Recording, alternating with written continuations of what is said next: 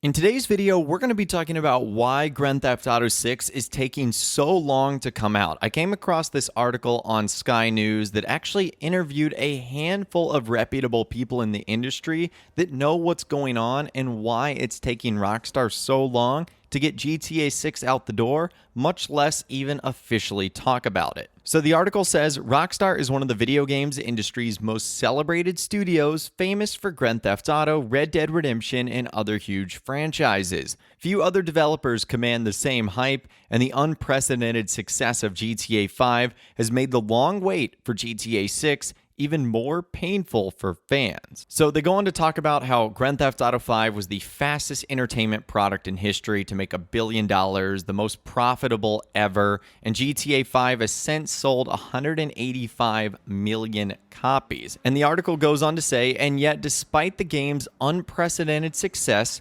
25 installments in the Marvel Cinematic Universe, 5 British prime ministers, 2 Olympic Games, and a global pandemic later, fans are still waiting for the next installment. It goes on to say the gap between GTA 5 and its sequel, which the studio only acknowledged it was working on last year, is comfortably the longest in the franchise's history. And Jason Schreier, games journalist at Bloomberg, says there's several reasons for the long wait. We've heard from Jason Schreier in the past. In fact, in the past, he had actually broken information not only on Rockstar, but also on GTA 6, and that information was confirmed when we obviously saw the leaks ended up coming out. But this is what Jason Schreier had to say. Rockstar had a period in the 2000s and the early 2010s where they released games almost yearly. They had a wide distribution of studios across the world, so while a team in Scotland was making GTA, San Diego would make Red Dead Redemption. But as the ambition of the developers' games increased, notably with 2008's GTA 4 and 2010's Red Dead Redemption, which arrived in the high-definition era of the PlayStation 3 and Xbox 360, so too did the pressure on its teams. As a result, projects ceased being a one-studio affair. Instead, Rockstar's offices scattered around the world would work together, taking the size of each game's development team from the hundreds to the thousands. It allows for even bigger, yet more detailed worlds, but means they take much longer to create. In the case of 2018's Red Dead Redemption 2, which had a bigger map than any previous Rockstar game, development took 8 years. The San Diego studio behind the first game was joined by Rockstar North, the Edinburgh-based team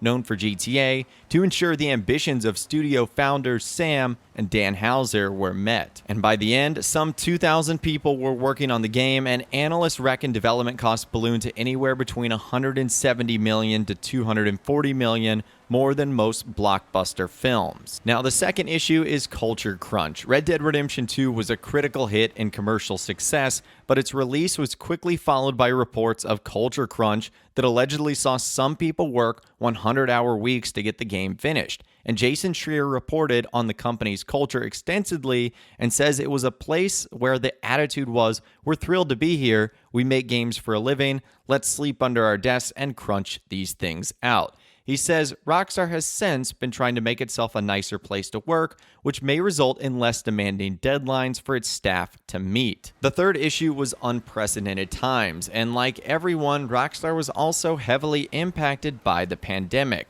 So despite having new PlayStation and Xbox consoles to play with, gamers suffered through a relatively light 2020 and 2021 for releases as development studios were upended by working from home and the supply chain crisis. Now, this gave some old favorites a new lease of life, and GTA 5 was among those games. And unlike previous games in the series, it boasts an incredibly popular online multiplayer mode that has kept people coming back and spending money. And Schreier says that such a cash cow all these years later, helped by re-releases on newer consoles and PC, means there hasn't been quite the same urgency to get GTA 6 out the door. They've made one of the most successful games of all time, he says. It's outsold entire franchises, even some of gaming's biggest, like Assassin's Creed and Final Fantasy. Of course, when GTA 6 finally does arrive, it'll do so in a world that's changed markedly since 2013, and not solely because of the pandemic. And that brings us to the fourth reason, satire. So the article goes on to say, besides the recreations of US cities, fast cars, police chases, and killing sprees,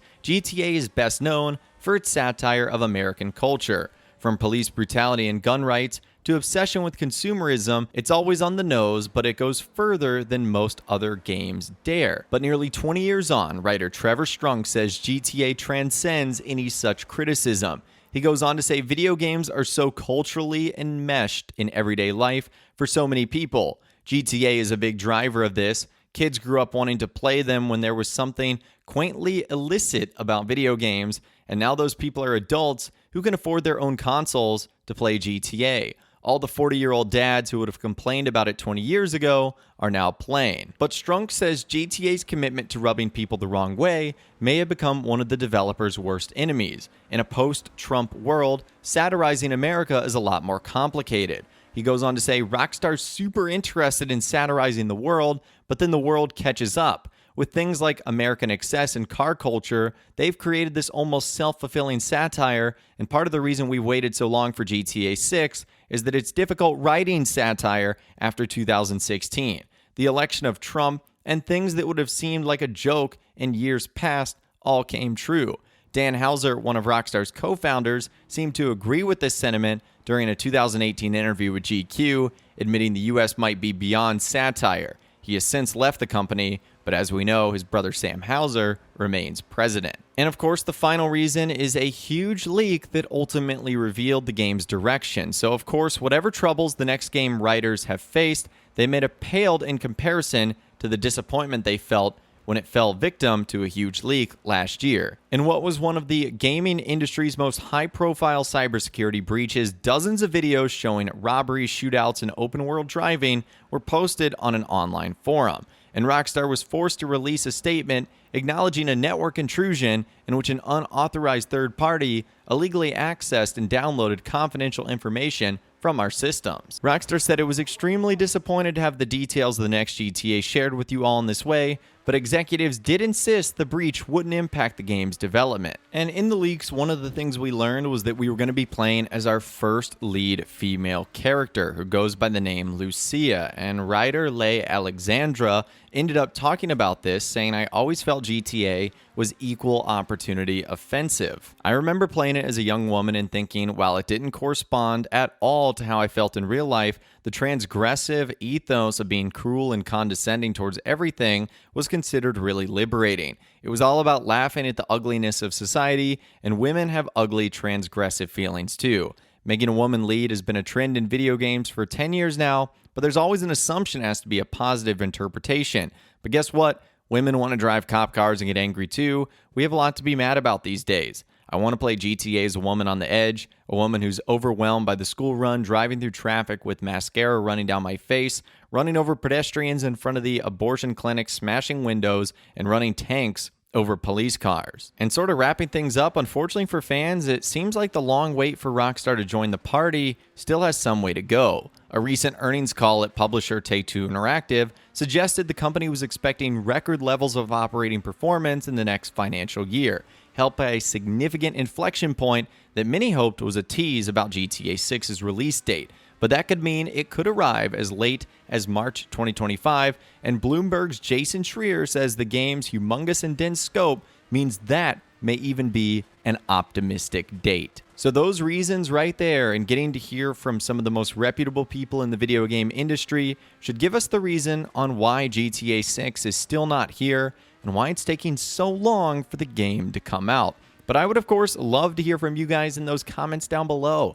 Let me know what you think about this article and everything we discussed in this video today. I'd love to hear from you guys down there. If you guys did go and enjoy this video, though, a like rating would, of course, be awesome. And be sure to subscribe to my YouTube channel if you are new. You want to stay up to date on all the latest GTA and all the Rockstar Games videos that I'll be doing here on my channel. And be sure to ring that notification bell as well. Sometimes YouTube just doesn't work, and if you ring that bell, you'll always be guaranteed to be notified when new videos arrive. But of course, as always, guys, thank you all so much for watching. Take care, and I'll see you guys in the next video.